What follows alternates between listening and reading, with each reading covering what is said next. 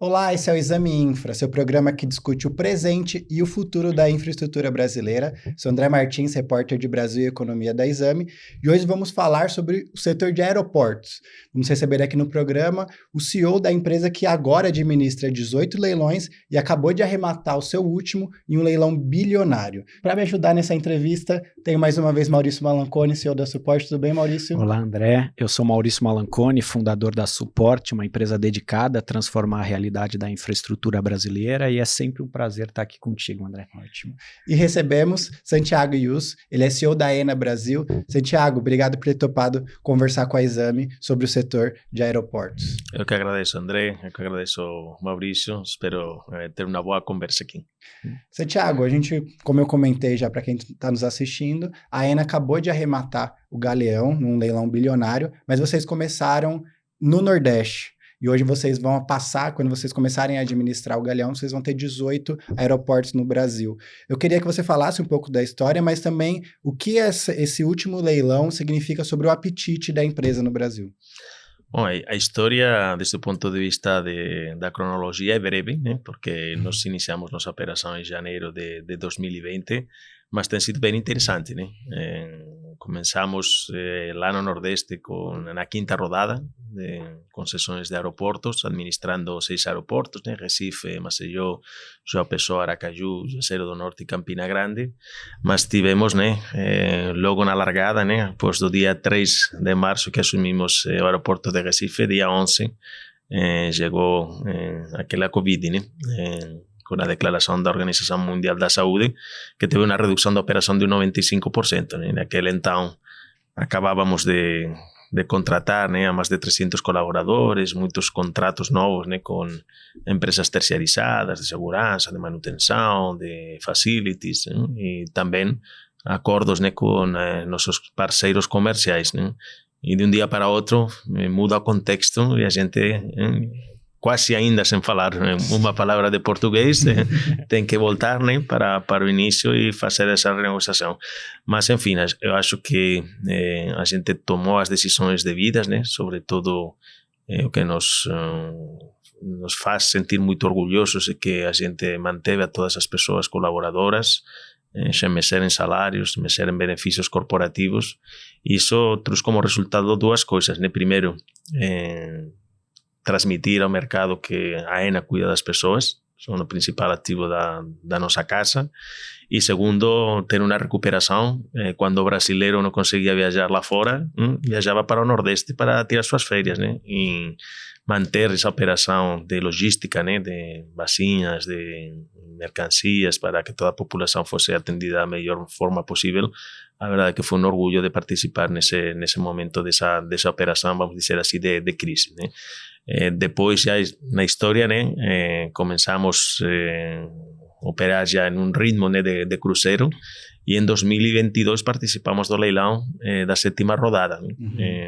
Foi em agosto de 2022, iniciamos a operação final de 2023, onde chegaram os aeroportos de Congonhas, aqui em São Paulo, mais outros 10 aeroportos em Minas Gerais, em 3 em Minas Gerais, 3 em Mato Grosso do Sul e outros 4 no Pará, totalizando 17. Nessas duas sociedades de propósito específico, quinta rodada e 7ª rodada, já finalizamos, né, todos os investimentos de transformação de infraestrutura. Recentemente temos entregue, né, os 10 aeroportos da sociedade da 7ª rodada, com um valor superior a 2 bilhões de reais de investimento, e agora continuando com Congonhas. Já para Galeão, que arremetimos o leilão com 2,9 bi de reais, a expectativa, né, depois de passar o processo de CADE, né, como é lógico, né, pela concorrência do mercado, estamos assumindo agora aproximadamente 28%, né, do market share, né, do mercado dos passageiros no Brasil. Passando isso, já é finalizar o contrato de compra-venda das ações e começar a operar nos próximos meses. Estamos super felizes. Santiago, vocês estão no 6º ano, né, de operação no Brasil. Quais são os principais aprendizados no Brasil e qual que é o montante de CAPEX previsto de investimento em aeroportos? Se a gente fala de investimentos e considerando torgas, obrigações, leilões, né? Mas a CAPEX propriamente dito, estamos falando que até final de 2028 estamos colocando acima da mesa mais de 15 bilhões de reais, né? Considerando os 18 aeroportos, né? Já no CAPEX propriamente dito, no Nordeste chegamos a um valor de uns 2 bi.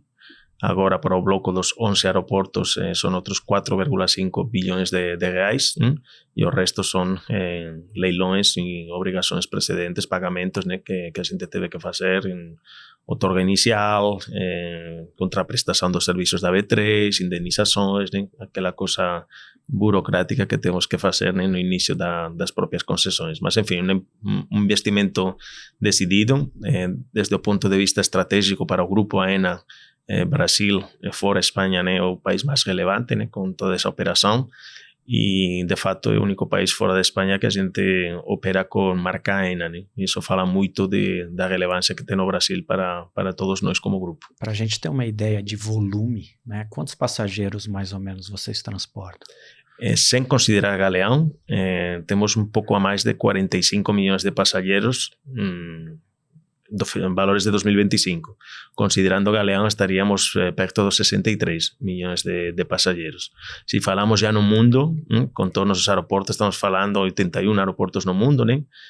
Temos operação em 5 países, a Espanha, que é nossa origem, temos operação na Inglaterra também, com 3 aeroportos, Londres, Luton, Newcastle e Leeds, os 18 aeroportos aqui do Brasil, mas uma participação no México e Jamaica, através do Grupo de Aeroportos do Pacífico, estaríamos falando de mais de 450 milhões de passageiros por ano, que é um número bem expressivo. E, Santiago, a gente sempre gosta de entender a estratégia e a tese das empresas, né, que atuam na infraestrutura brasileira. Qual que é a diferença no começo da operação, vocês atuando ali apenas no Nordeste, e hoje vocês, uma das maiores operadoras do país, tendo uma rede aeroportuária, né? Qual que é a diferença pensando tanto em operação quanto da própria estratégia da empresa para os próximos anos? Bom, o próprio modelo, né? Lembrando que o Nordeste foi a primeira concessão do governo da União que foi feita em bloco.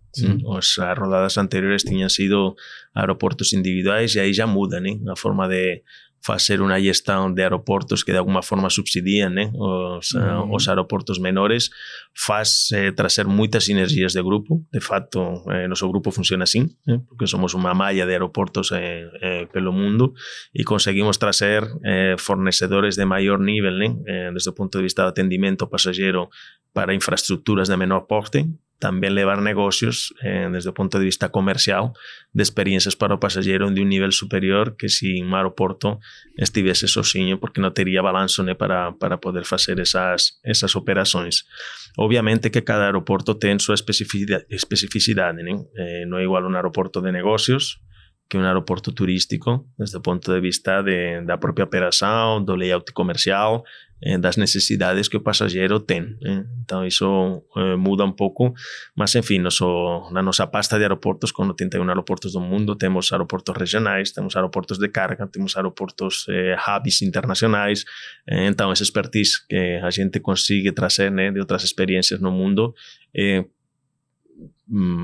implementável aqui no Brasil de uma forma direta. Então, esse conhecimento já existe na casa, né?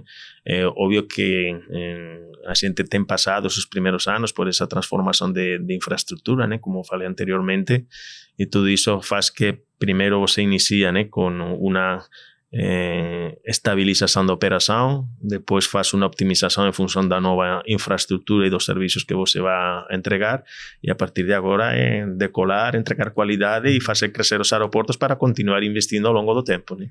Santiago, quais são os principais desafios de engenharia que vocês têm? Acredito que vocês aí, de certa forma, têm que conciliar construção nova sem parar a operação dentro desses contratos do grupo aqui no Brasil. Quais são os principais desafios que tem? Eu começaria, Maurício, respondendo que o grande desafio agora no Brasil é falta de engenharia. A gente, quando conversa também com outros setores, né, provavelmente pelo ciclo, né, onde o Brasil teve desenvolvimento de CAPEX muito relevante uns anos atrás e depois teve uma queda também significativa. A gente está perdendo nessa essência de engenharia. É uma preocupação que mostra-se necessária mudar a tendência para todo o pipeline de investimentos que está por vir em infraestrutura nos próximos anos no Brasil, né? Falando do nosso setor, além de essa procura, né, de engenharias que consigam ter conhecimento, né, do que é especificidade do próprio aeroporto e do que seria uma construção civil, né, que é compatível a um residencial ou qualquer outra construção, os principais desafios que temos tido ao longo do tempo é continuar operando, fazendo obra. E aí o faseamento é muito, muito importante, né?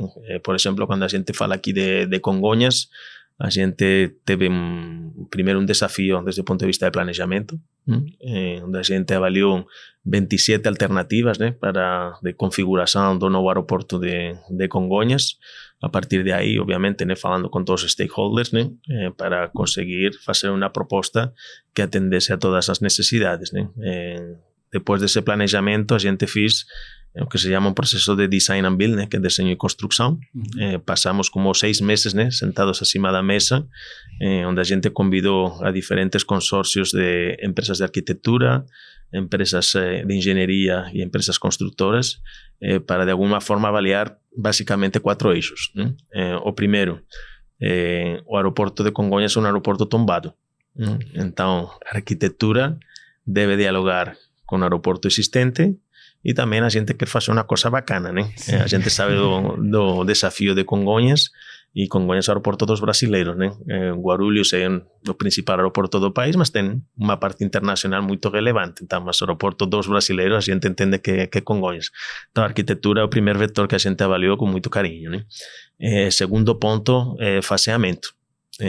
A gente tem que manter a capacidade declarada de 44 operações por hora durante toda a execução da obra. Sabemos que um percentual muito significativo das companhias aéreas passa pelo aeroporto de Congonhas várias vezes. As aeronaves passam várias vezes pelo aeroporto de Congonhas durante o dia. Se a gente para Congonhas, a malha aérea do Brasil sente. Então, temos essa responsabilidade de trocar pneu com carro andando. Então, a gente definiu 5 fases, né? Em cada fase, a gente fez uma simulação importante, né, de os tempos das companhias aéreas para sair do estacionamento, ir à cabeceira da pista para fazer sua decolagem e ver que em todas as fases a gente mantém uma operação sólida e eficiente durante todo esse processo. O terceiro vetor era a metodologia construtiva. Como é que a gente faz uma obra desse porte? Estamos falando de uma obra de quase 2,4 bilhões de reais em Congonhas, em uma região que dê muito fluxo de trânsito e que a logística não é fácil. Então, muitos pré-moldados, entradas e saídas à noite, não incomodar a vizinhança. Então, toda essa logística foi um trabalho bem pensado também para poder implementar toda essa obra. Já a quarta é o que todas as empresas fazem, né? É ver o cálculo de custo-benefício. Então, isso foi um trabalho bem sucedido durante 6 meses, né? A partir de aí já fechamos nosso contrato e começamos toda a obra. E o prazo de entrega da obra, se você falou do faseamento, se você puder detalhar para a gente? Claro. Bom, primeiro, no Nordeste a gente entregou em 2023, né? Os 6 aeroportos. Agora estamos experimentando, né, uma qualidade muito boa nos aeroportos e com uns crescimentos. O primeiro trimestre foi muito bom, mas agora com o caso da crise do combustível tivemos um impacto significativo de freio, né, nesse crescimento que tínhamos acumulado o primeiro trimestre. No caso dos 10 aeroportos da 7ª rodada que não é Congonhas, entregamos agora recentemente em junho, né, a transformação desses 10 aeroportos com um investimento de mais de 2 bi de reais, como estava falando, uma transformação de infraestrutura em aeroportos de pequeno porte e outros intermediários muito significativa, né, e em 36 meses fazer todo esse trabalho de planejamento, construção e entrega é um desafio, né? Fazer em 10 aeroportos e em alguns estados que a logística não é simples. Então isso foi um desafio. E em Congonhas a gente tem que entregar até junho de 2028. Então esse é nosso objetivo e nossa obrigação, e vamos cumprir. Ô Santiago, onde vocês viram a principal oportunidade no Galeão? O Galeão, e quando a gente fala de novo, né, de um modelo de rede, é o aeroporto perfeito que encaixa com o portfólio de aeroportos que tem a AENA no Brasil. A gente tem uma dimensão turística com uma participação internacional modesta no Nordeste. Temos um aeroporto com um alto potencial de negócio doméstico que é Congonhas. Outros aeroportos com capacidades logísticas a se desenvolverem. Temos Recife no Nordeste, temos Uberlândia e temos Campo Grande. E aeroportos no Norte que prestam uma função para a população também bem interessante e com um potencial de desenvolvimento turístico também relevante. Galeão traz essa parte que estava faltando, né, desse hub internacional doméstico que permite também que o resto dos aeroportos de alguma forma alimentem, né, sejam feeders do aeroporto de Galeão para fazer e optimizar, né, essa conexão interdom-dom-inter, né, que é tão interessante. Fora do desenvolvimento do próprio aeroporto, né, desde o ponto de vista dos negócios fora do terminal, que a gente fala. Estamos falando que Rio Galeão é um aeroporto que tem uma capacidade pronta. Hoje, em 2025, operaram quase 18 milhões de passageiros, mas com uma capacidade de 37. Então, um aeroporto que já a capacidade existe, devido às obras que foram executadas para a Copa, né, no ano 2014. E um aeroporto que com essa capacidade a gente pode também atrair, né, novos operadores que hoje não operam no Brasil e ter um crescimento relevante pelo resto da concessão e, ao mesmo tempo, né, a gente alimentar, como falava anteriormente, o Galeão. E a parte, o sítio aeroportuário de Rio de Janeiro, para fazer uma comparativa, né, é de 17 quilômetros quadrados. Congonhas é 1,5. Então, imagina, né, a quantidade de negócios que podem ser explorados, né, como um centro realmente logístico de cargas, de negócios imobiliários, mais operação aeroportuária. Santiago, qual que é o principal desafio quando vocês estudaram isso antes de bidar, né? E hoje, próximo já de iniciar a operação, qual que é o principal desafio do Galeão? Galeão, pelo fato de ser uma concessão que é o tempo remanescente da concessão existente, para mim o grande risco está na atividade.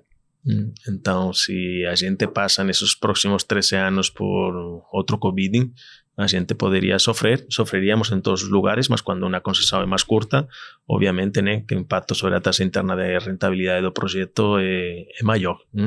A partir de aí, sendo otimistas, né, que não aconteça nada com a atividade, que continuemos crescendo ao longo do tempo, dar um bom serviço de qualidade, fazer uma boa gestão e trazer mais atividade para Galeão, para o resto dos aeroportos e para o Brasil. Esse é o grande desafio. Santiago, vocês citaram a ambição de internacionalizar Congonhas a partir de 2028. Conta um pouco para a gente qual que é essa intenção. Bom, a intenção tem que ser uma intenção comum de todos os stakeholders, né?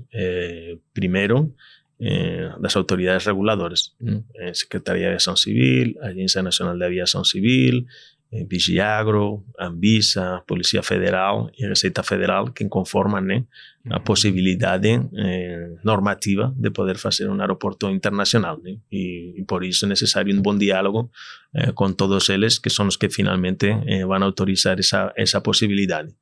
De outro lado, existe uma demanda de mercado, onde a gente vê, né, agora recentemente existe um foro, né, de companhias aéreas que comemoram, né, um encontro de empresas aéreas com todos os stakeholders.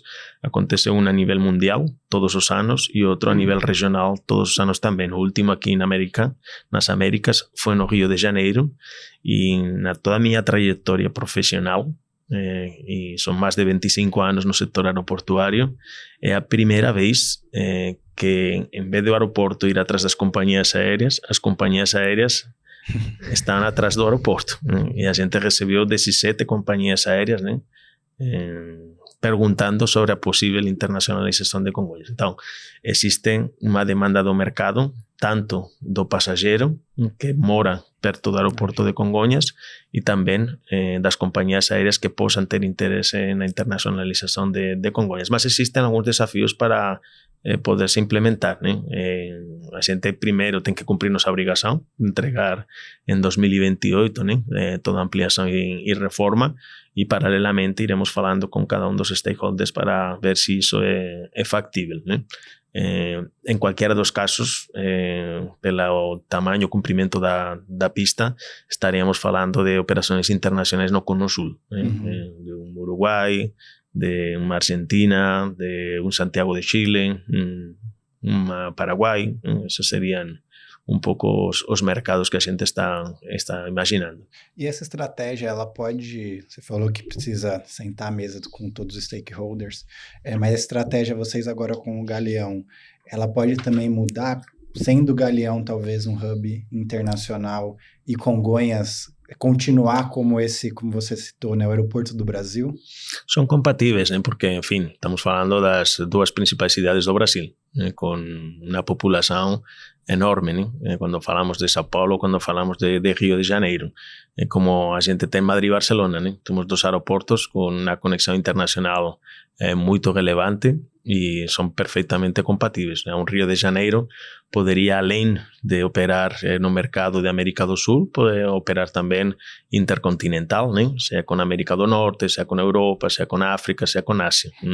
Já para Congonhas seria um mercado mais reduzido, mas também podendo fazer conexão doméstico internacional com Rio Galeão e de Rio Galeão para o mundo, né? Produto Congonhas Galeão Mundo.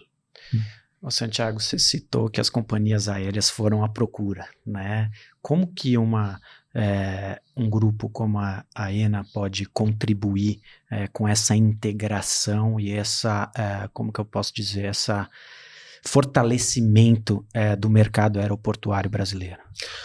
Olha, os aeroportos por si sós não trazem passageiros, né? Esse é o primeiro ponto, né? Às vezes a gente chega nos territórios e diz, não, chegou um operador aeroportuário, vai trazer 6 companhias a mais.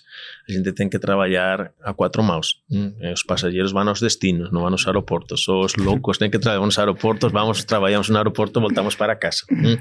Então, nesse sentido, a gente trabalha primeiro com dados, né? Uma análise tanto do lado da demanda, ou seja, a gente tem muitos dados de as procuras que fazemos todos os cidadãos quando queremos ir para um destino final, e a gente avalia todas as procuras de pessoas que, por exemplo, estão procurando desde a Alemanha chegar em Rio de Janeiro. Como é que eles procuram fazer as conexões para chegar lá? E a gente identifica, olha, pues existe, não sei, 6 pessoas desde Frankfurt que estão procurando Rio Galeão. A gente identifica, existe uma demanda Frankfurt Galeão. Segundo, lado da oferta. Quais são as companhias, quais são as tipologias de aeronaves que realmente podem atender esse mercado? Então, já identificando demanda e oferta, a gente construi um business case. E de custo operacional, ticket e médio, a gente construi esse business case que depois com o território, enfim, podem dar alguns apoios desde o ponto de vista da promoção, podem dar apoios desde o ponto de vista de redução do ICMS, por dizer alguma coisa, enfim, fazer um pacote conjunto, ir a 4 mãos para falar com uma companhia aérea e falar, olha, o território tem essas capacidades, tem uma capacidade hoteleira X, fazem umas propostas desde o ponto de vista das empresas privadas que é atrativa para uma companhia aérea, o território, através das instituições públicas, apoia dessa forma, nós temos esse business case e, além disso, a gente tem uma política de incentivos onde você tem uns descontos nas tarifas aéreas para ajudar nesse início da operação. Então, construindo todo esse pacote, a gente ajuda, né? E é um programa, né, de sucesso que estamos implementando ao longo do mundo e que funciona. Santiago, olhando para o mix de aeroportos que vocês administram, e contando com o Galeão, né? A gente sabe que o desafio do setor é a questão de grandes aeroportos como Congonhas e Galeão eles são superavitários, né? Mas quando a gente olha, às vezes, para alguns menores, não necessariamente. Como que vocês administram esse mix? E também acho que uma coisa que você já falou aí em uma das respostas é principalmente exploração comercial, né? Vocês acabam vendo um potencial comercial, imobiliário naquele local e exploram. Qual que é a estratégia da empresa hoje nesses 18 aeroportos que vocês administram? Bom, primeiro, enfim, como falava antes, né, a gente tem que trazer todas as sinergias possíveis, né, para fazer uma operação eficiente, não só desde o ponto de vista da própria operação e de levar uma eficiência, pontualidade, né, performance boa, né, para entregar para nossos clientes, passageiros e companhias aéreas, mas também desde o ponto de vista da implementação dos serviços, sejam fornecedores, né, contratos de serviços gerais no aeroporto e também de negócios comerciais, fazendo pacotes, né, onde um operador de, por exemplo, de duty free ou duty paid, a gente coloca Congonhas más outros aeroportos, né, para que esse operador tenha a obrigação também de operar em outros aeroportos de menor porte e dessa forma, né, a gente tem salas VIP no aeroporto de Campina Grande ou de Juazeiro do Norte, né, aeroportos pequenos, mas que a gente consiga levar esses serviços também para a população local, né? Então, nesse sentido, enfim, trabalhar em uma rede de aeroportos é super, super relevante. A gente tem que pensar e procurar, né, que esses aeroportos que hoje em dia não trazem, né, um aporte para a linha do EBITDA, que no mínimo restem pouco, né? Então, mas é verdade que tem aeroportos que fora da parte regulatória, né, que seriam a parte regulada, né, são as tarifas aeroportuárias, tem outros potenciais de desenvolvimento na região, né, porque passa uma estrada perto do aeroporto, porque existem uns planos imobiliários porque estão dentro da cidade e podemos implementar outros serviços. E isso é muito interessante e foi uma boa iniciativa do Ministério de Portos e Aeroportos, né? Aquela política de Invest Mais Aeroportos, né? Onde negócios do setor imobiliário podem ultrapassar também o prazo da concessão para uma empresa que esteja interessada em fazer um investimento imobiliário que não consiga amortizar em um prazo remanescente de uma concessão, porque faltem 10, 15, 20 anos, e poder estender esses contratos com uma garantia além do prazo final da concessão, né? E aí podemos trazer novos negócios que, ao final das contas, é geração de emprego, renda, né? Como núcleos realmente de geração de riqueza, né? para os territórios. Se fazemos hoje uma conta entre os 17, sem considerar Galeão, né? Disso falaremos quando realmente aconteça. Mas estamos falando já de uma comunidade aeroportuária de quase 25.000 pessoas nos 17 aeroportos, né? Que é um dado que é bastante relevante. E ainda olhando para essa questão de exploração comercial, né? Teve alguma inovação nos últimos anos que vocês aproveitaram, viram de exemplo no mundo ou até foi implementada aqui no Brasil, que vocês conseguiram crescer essa parte da receita? E se tem algo que vocês estão planejando implementar para os próximos anos? Acho que, enfim, é uma tendência mundial, né? A gente está implementando em todos os aeroportos, tem que ser experiências para os passageiros, né? No início eram infraestruturas muito mais frias, né? Depois se transformaram, né? Em todos os aeroportos praticamente tinham os mesmos serviços e agora precisamos que todos os serviços sejam dinâmicos. Existe um evento, agora estamos na Copa do Mundo. As lojas têm que dialogar com a Copa do Mundo, depois tem um Lollapalooza, depois tem um Rock in Rio, então tudo tem Fórmula 1, né? Então tudo tem que dialogar e ser vivos e ter um diálogo, né? Entre as próprias lojas, né? Primeiro para não se canibalizar e segundo, né? Para que as pessoas tenham uma experiência melhor, né? Toda a parte de hospitalidade, né? Também tem tido um desenvolvimento muito forte, né? Dentro do país, é um serviço que cada vez é mais demandado pelo passageiro, mas temos que ter um balanço, né? Um equilíbrio para que todos os negócios tenham seu futuro. E depois, o que está por chegar, né?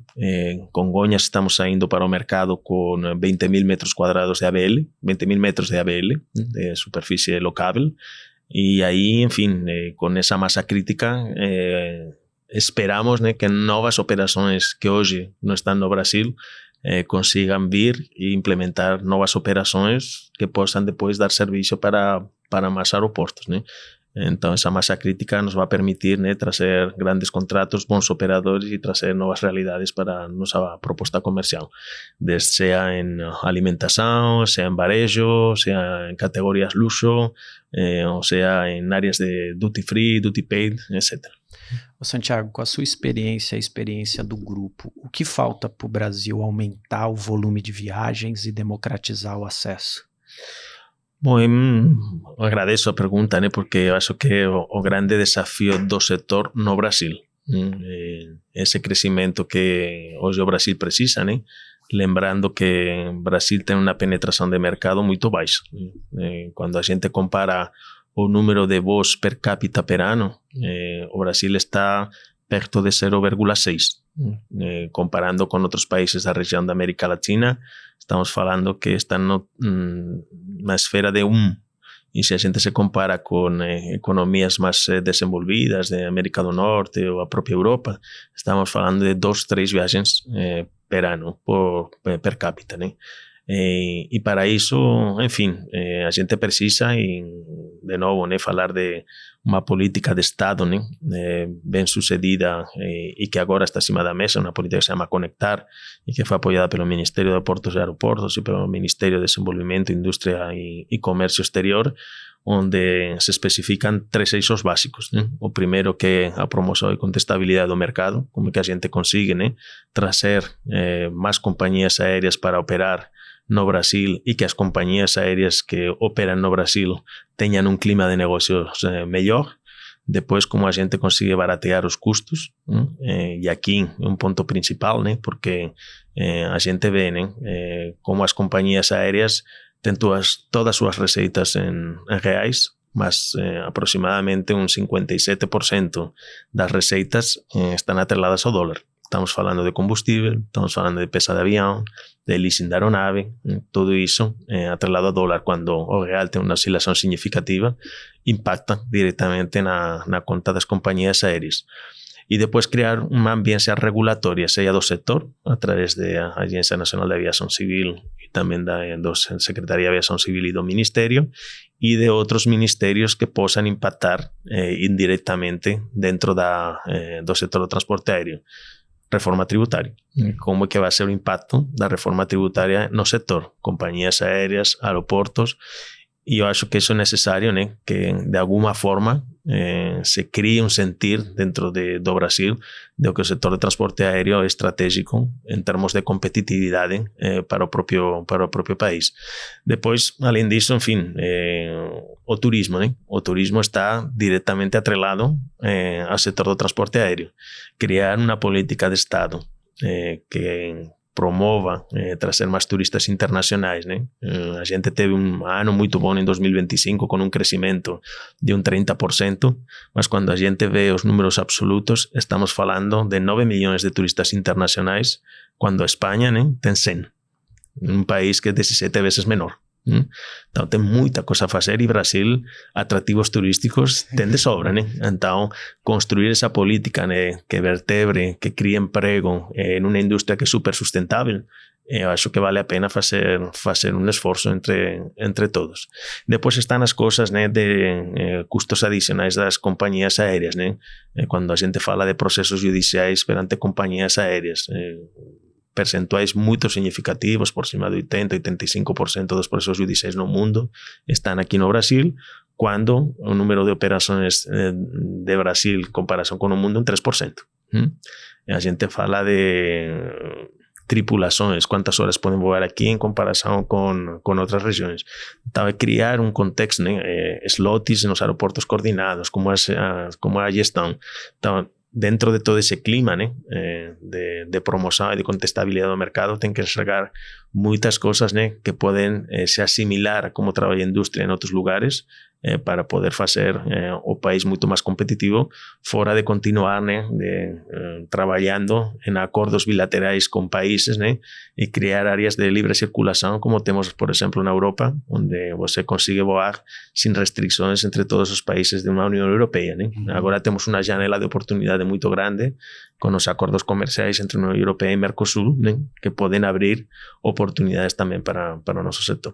Santiago, só voltando, você falou da reforma tributária, a gente já viu vários CEOs de companhia aérea até estimando um número do impacto para as companhias. Vocês têm esse número para as operadoras de aeroportos, para as concessionárias? Nosso ecosistema aeroportuario propiamente dito é un pouco diferente, porque nós temos unha operación propia, lo que é nosa tarifa regulada, né? Mas depois temos un ecosistema de moitas empresas, né? Empresas de servicios que ten pouco CAPEX, mas moita mão de obra, que ten un impacto tributario completamente diferente. Nós, que neste momento estamos facendo un CAPEX relevante, teríamos un impacto diferente que se estivésemos en outro momento da concesión, e depois todos os cesionarios comerciais que en función da operación tamén ten un impacto tributario. Então, está de alguma forma o que é a nosa propia operación e o que vai ter un impacto, mas depois o ecosistema é moito maior. E ainda tem muita coisa para se desbruzar, né, para a gente ter ese número mágico de qual vai ser o impacto, né? Mas, enfim, provavelmente a gente tenha um pequeno impacto, né? Mas não vai ser tão expressivo como provavelmente as companhias aéreas. Santiago, depois do Galeão, o grupo ainda está com apetite de expansão ou a ideia é performar os contratos que já ganhou? Como grupo, a gente tem uma intenção de que a participação em termos de bid da parte internacional, os negócios que estão fora da Espanha, sea un pouco máis representativo, mas é unha ambición, non é realmente un objetivo que está na pedra, né? En Brasil continúa sendo o mercado máis importante, né, para a ENA, mas ainda temos moito por facer, né? Obvio que por deber de oficio a gente avalia todas as oportunidades que existen no Brasil e fora do Brasil, e se existen novas oportunidades a gente vai ver con todo cariño como estamos acompañando desde a primeira rodada de concesões, né? Mas, enfim, por enquanto acabamos de finalizar un proceso con OCADE, temos unha concentración relevante, né? E vamos a entregar o que temos que entregar, e se chegan novas oportunidades falaremos mais para frente. Santiago, você falou que vocês estão acompanhando desde da primeira rodada, né? O que mudou, olhando para contrato principalmente, né, e para o ambiente regulatório no geral, para esse momento que vocês arremataram o Galeão, né? O que o Brasil evoluiu e o que, na sua opinião, ainda precisa evoluir olhando para contrato de concessão aeroportuária? Bom, o Brasil evoluiu muito, né?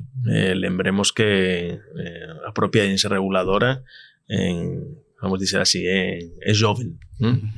Foi criada, se não me engano, em 2006, 2007, né? E, enfim, pues tem esos 16, 17 anos de experiência, até quase 20 anos, né, de experiência até o momento, né? Os contratos têm evoluído ao longo do tempo, né? E a cada vez os contratos são mais robustos, o regulador está muito próximo, né, dessas atividades de cada um dos aeroportos, é um regulador altamente técnico, né? E que, sobretudo, ouve ao sector, né? Então, quando a gente leva propostas que fazem sentidos, a ANAC sempre está de braços abertos para poder escutar. Obviamente que a gente tem que cumprir com nossos contratos, né? Mudar as coisas no meio do termo não é tão simples, não. Mas eu acho que os contratos hoje são razoáveis, né? São bastante razoáveis e de novo, né? A agência reguladora, a verdade é que está muito perto da nossa operação. Todo que seja mudar para poder trazer crescimento para o setor, esse é o grande objetivo de todos, né? Então, ir acompanhando isso e como ir fazendo ajustes para que a gente continue investindo ao longo do tempo, desde que a gente tenha demanda, tenhamos mais aviões e precisamos investir, acho que esse é o grande segredo, né? Como conseguir que no final das concessões continuemos tendo esse apetite de investimento para atender a demanda ao longo do tempo. Santiago, pensando na cadeia inteira aí de infraestrutura aeroportuária, você vê algum risco dos contratos não performarem? Nossos contratos, e falando dos geral, no mercado. Dos nossos não, a gente vai cumprir com todas as nossas obrigações. O resto dos contratos, sobre todo as primeiras rodadas, cada um tem uma história, né, por trás, e eu seria muito ousado se eu fizesse aqui publicamente algum depoimento, né, porque cada um é casuística diferente, Com seu a desafio, né? tipologia, cada um tem os seus desafios, cada um tem uma demanda, cada um tem uma tipologia de negócios, e, enfim, e as variáveis são muito diversas, né? Mas o que realmente queremos é que todos os contratos sejam saudáveis, né? Tanto para os aeroportos, que as companhias aéreas sejam saudáveis também, porque essa é a base para poder crescer ao longo do tempo, né? Ter contratos saudáveis. Perfeito. Santiago, a gente está caminhando para o final da nossa conversa. Você falou um pouquinho do que o Brasil precisa fazer, né, para melhorar o setor. Você citou muito a questão do turismo, mas eu queria fazer uma pergunta que você já deve ter ouvido mais de uma vez, né? A gente precisa de mais companhias aéreas para democratizar o acesso a viagens? Eu acho que é uma combinação de crescimento das companhias aéreas existentes, lembrando que este é o primeiro ano que temos as 3 companhias aéreas fora de uma recuperação judicial. Sim. Então, isso é um bom ponto, né, para começar um crescimento. Agora que estamos em um bom momento, chegou a crise do combustível, mas, enfim, esperemos que seja um impacto passageiro e que continuemos nessa trilha, né, de recuperação e de crescimento. E depois, desde o ponto de vista mercadológico, quantas mais companhias aéreas, mais proposta de opções para o passageiro que finalmente paga a passagem aérea, vai ser melhor, né? Não sei quanto é o número mágico, né? Mas mais companhias aéreas cabem para operar no mercado doméstico, voltando a esse número, né? De 0,6 voos por passageiro por ano, né? Se a gente consegue chegar a 0,8 ou 0,9, estamos falando de um crescimento de 40, 50%, né, da atividade. E se chegamos já a 1, alguma coisa, dobrar, né, nosso mercado e trazer essa demanda reprimida para voar para o Brasil. Mas você acha que aquela história, né, que veio antes do ovo ou a galinha, né? A gente precisa melhorar o ambiente do turismo para conseguir atrair, ou essas empresas têm que vir agora? Eu acho que tudo tem que ir da mão, né? Primeiro, quando falamos de turismo internacional, pacotes atrativos e promoção de marcas relevantes que se conheçam no exterior. Eu, como europeu, para uma agência de viagens, e quando a gente enxerga aonde que vai para o Brasil, Rio, mas as pessoas não conhecem muito o que é as praias do Nordeste do Brasil, o que é o Pantanal. A Amazônia, sim, né, porque um ecossistema conhecido no mundo inteiro. Mas Lençóis Maranhenses, por exemplo, Alter do Chão, ninguém conhece essas localidades. Bonito, né? Enfim, temos muitos pontos turísticos que deveriam ser promocionados lá fora, né? Isso para falar de turismo internacional. E o Brasil é um país simpático, né? Quando é enxergado do resto do mundo, e todo mundo quer conhecer o Brasil. Preocupa o custo do pacote, né?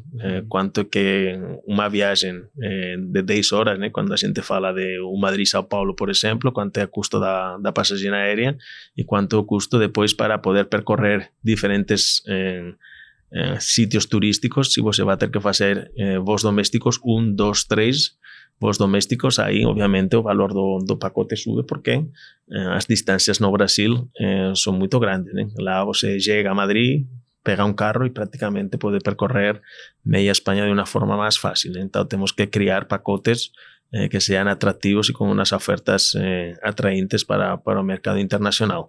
E as companhias aéreas, avião existe no mundo, né? Então as companhias aéreas abraçam isso, desde que os operadores também abracem essa venda de seus pacotes, né?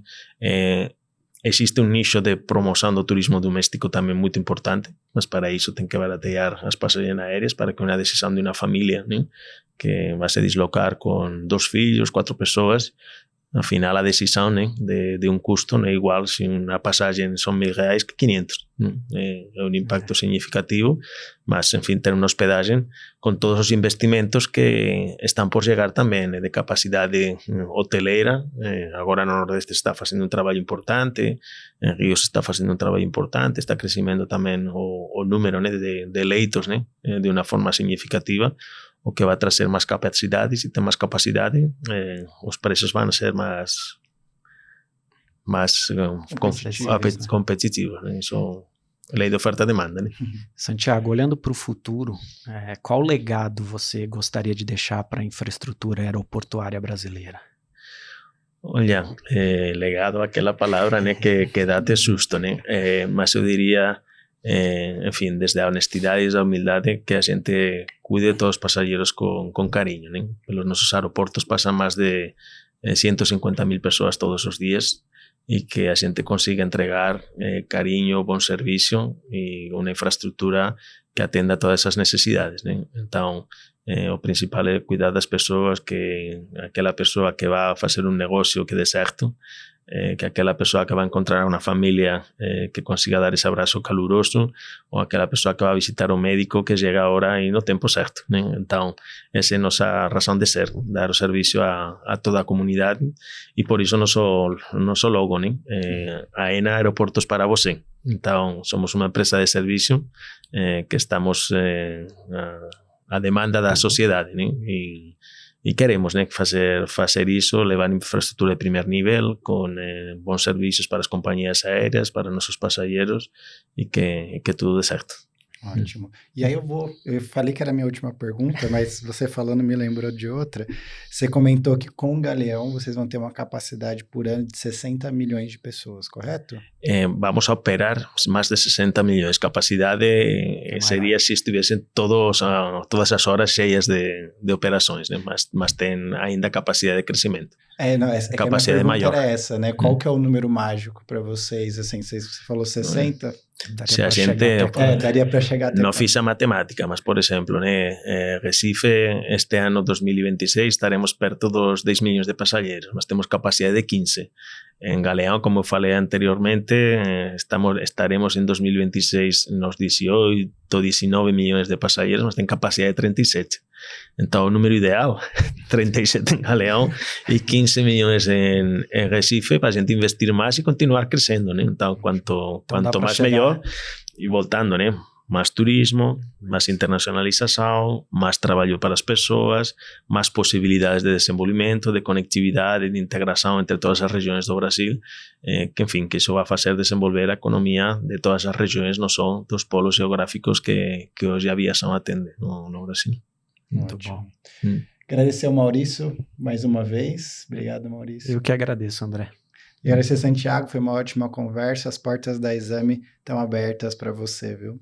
Muito obrigado, André. Muito obrigado, Maurício. Tem sido um prazer e quando vocês quiserem, estamos à disposição. Ótimo. E agradecer você que nos acompanhou até aqui. Siga a Exame nas redes sociais, no YouTube, curta, compartilhe esse vídeo e também acesse o nosso site para ver todas as notícias do mercado de infraestrutura. Até mais!